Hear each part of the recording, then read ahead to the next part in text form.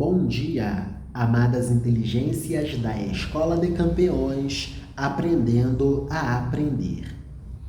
Seguindo com a leitura das narrativas da história de José do Egito, vamos trabalhar a leitura do capítulo que ficou para trás, o capítulo 38, Judá e Tamar.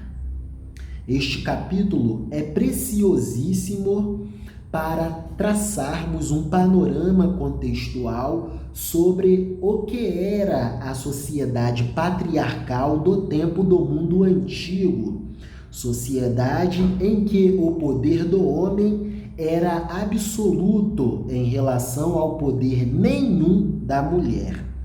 Era a mulher como propriedade do patriarca.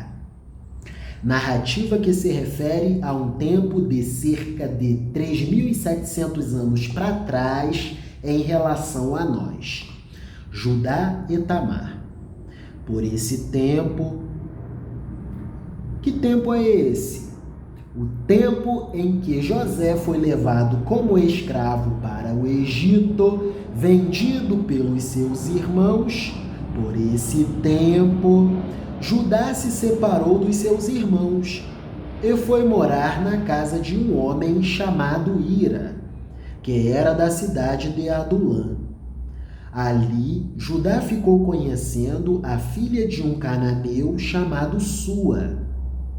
Judá casou com ela, e ela lhe deu um filho, a quem ele, como patriarca por direito, deu o nome de Er. A mulher de Judá ficou grávida outra vez e teve outro filho, a quem ela deu o nome de Onã. Depois, ela teve mais um filho de Judá, em quem ela pôs o nome de Selá. Judá estava em Quezibe quando esse menino nasceu. Judá teve 3 filhos, o mais velho, Er, a quem, por direito, ele deu o nome, o primogênito.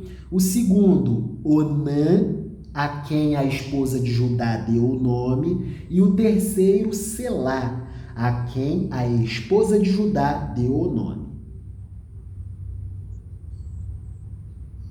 Judá casou Er, o seu filho mais velho, com uma mulher chamada Tamar. O Senhor Deus não gostava da vida maldosa, violenta e perversa que Er levava, e por isso o matou.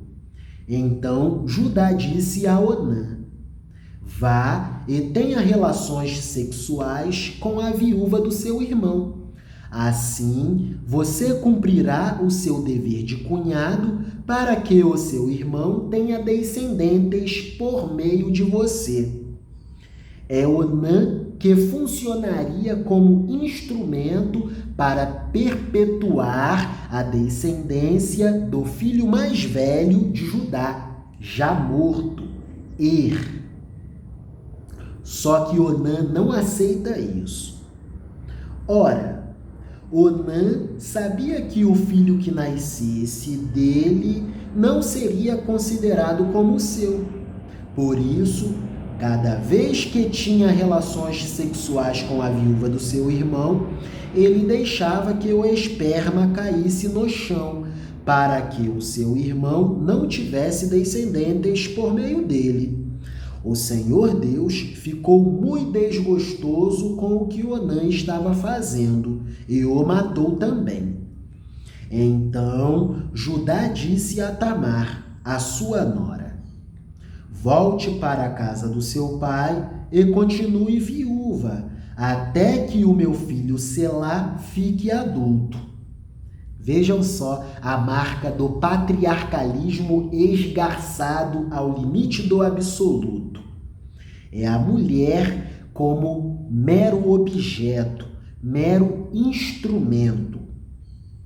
Judá disse isso porque tinha medo que Selá fosse morto, como havia acontecido com os seus irmãos. Assim, Tamar foi morar na casa do pai dela, como viúva, cumprindo todos os rituais de viúva, vestindo-se como viúva. Imaginem só o sofrimento de Tamar.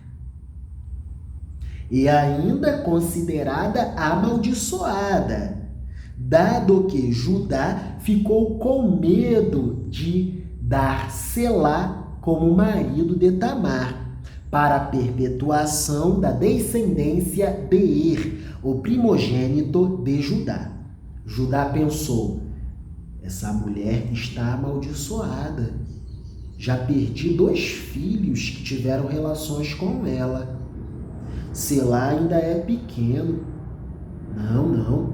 Vou mandá-la para a casa do pai dela como viúva e vou esconder Selá comigo. Não posso perder o meu filho que sobrou. Passado algum tempo, a mulher de Judá morreu. Judá ficou viúvo. Quando acabou o luto, Judá foi até Timnate, onde estavam cortando a lã das suas ovelhas. E o seu amigo Hira, de Adulã, foi com ele. Alguém contou a Tamar que o seu sogro ia a Timnate, a fim de cortar a lã das suas ovelhas. Então Tamar pensou bem assim: vou dar um jeito nisso. Eu não sou amaldiçoada. Eu tenho que dar seguimento à descendência de Judá. Sim, e à descendência do primogênito de Judá, Er. Vou resolver esse caso. Foi o que Tamar pensou. Vejam só o que ela fez. Tomou as atitudes e as iniciativas para resolver esse problema que Judá, como patriarca, não queria resolver.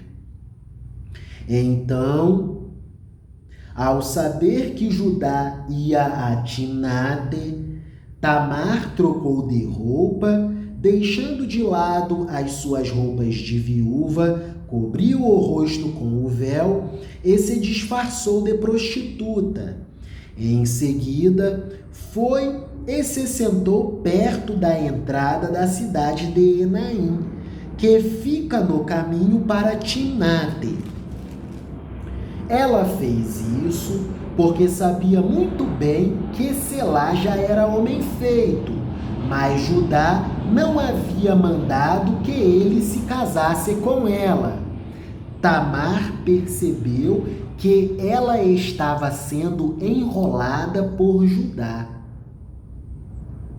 E Tamar se sentia amaldiçoada. Todos olhavam para Tamar como que se ela fosse uma mulher amaldiçoada. Muito sofrimento, né? Muito sofrimento. É o contexto de uma sociedade patriarcal do tempo do mundo antigo. Uma narrativa que se refere a um tempo de cerca de 3.700 anos para trás em relação a nós. Sociedade em que o poder do homem era poder absoluto em relação ao poder nenhum da mulher. Quando Judá viu Tamar, pensou que era uma prostituta, não a reconheceu, pois Tamar estava com o rosto coberto, disfarçada de prostituta.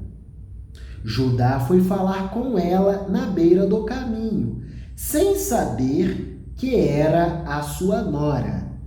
Judá disse bem assim: "Você quer ir para a cama comigo?" Ela perguntou: "Quanto é que você me paga?"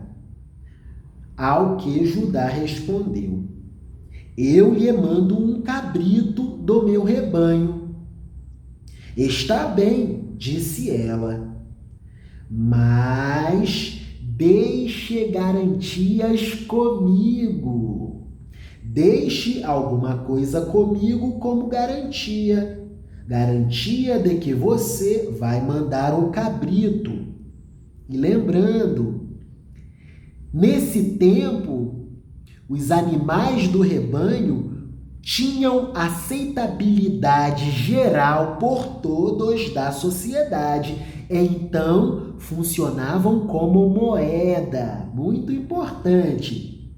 É um tempo em que a moeda era moeda mercadoria.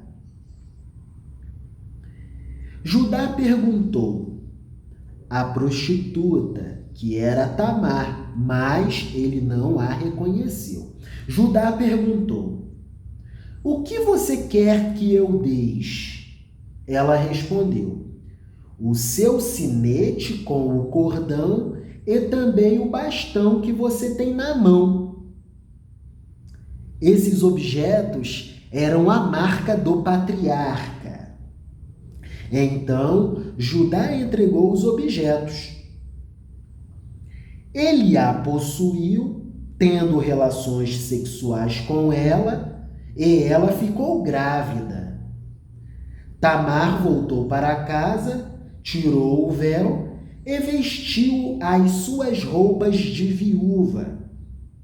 Mais tarde, Judá mandou seu amigo Ira levar o cabrito e trazer de volta os objetos que havia deixado com ela, mas Ira não a encontrou.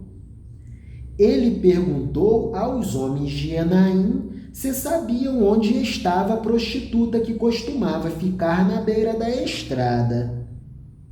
Aqui não esteve nenhuma prostituta, foi a resposta deles.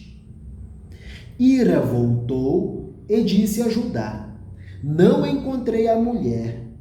E os homens do lugar disseram que ali nunca havia estado nenhuma prostituta.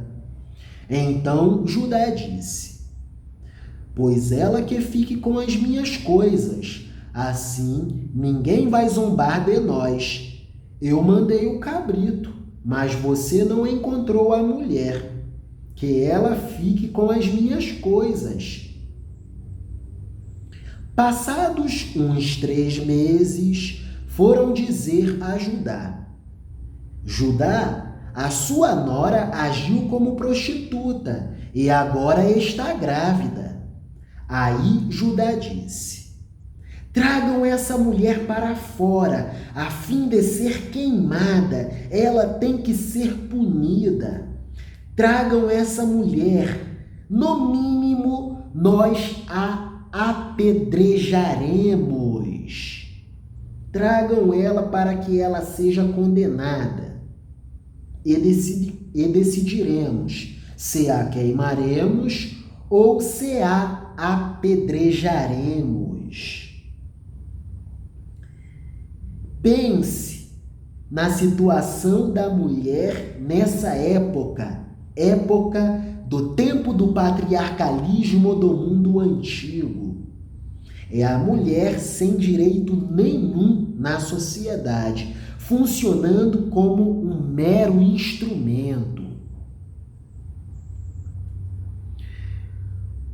Quando a estavam tirando da sua casa, ela mandou dizer ao seu sogro: quando os homens de Judá foram buscar Tamar, Tamar mandou um recado para Judá: sim, eu vou até lá, mas eu quero que vocês mandem um recado a Judá. Por favor, só peço esta única coisa. Peço apenas este único pedido, por favor. Avisem a Judá que quem me engravidou foi o dono destas coisas.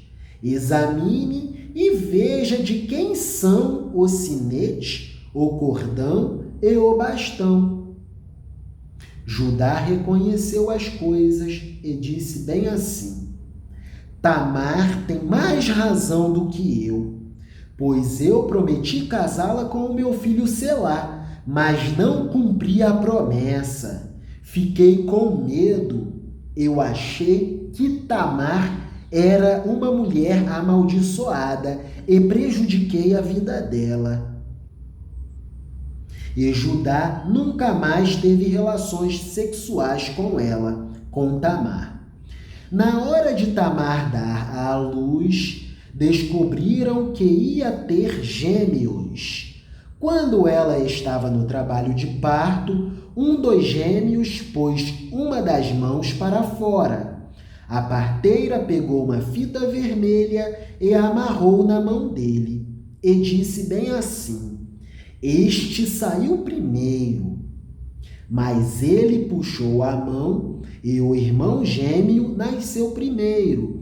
Então a parteira disse em tom de exclamação: "Como você abriu o caminho! Você abriu o caminho!" E puseram nele o nome de Pérez. Depois nasceu o outro filho, o que estava com a fita vermelha amarrada na mão, e ele recebeu o nome de Zera. Capítulo 38 do livro do Gênesis, Antigo Testamento da Bíblia Sagrada, narrativa preciosíssima para considerarmos sobre o sofrimento das mulheres no tempo do mundo antigo. Uma sociedade que se refere a um tempo de cerca de 3.700 anos para trás em relação a nós. Tempo do mundo antigo, tempo do patriarcado, do patriarcalismo do mundo antigo, o patriarcalismo esgarçado ao limite do infinito, contexto em que o homem tinha poderes absolutos em relação ao poder nenhum das mulheres. É isso. Coisa boa. Vivam, amadas inteligências da Escola de Campeões, aprendendo a aprender. Deus é maior. Com isso, com a leitura do capítulo 38, agora sim, fechamos a leitura de todos os capítulos da história de José do Egito.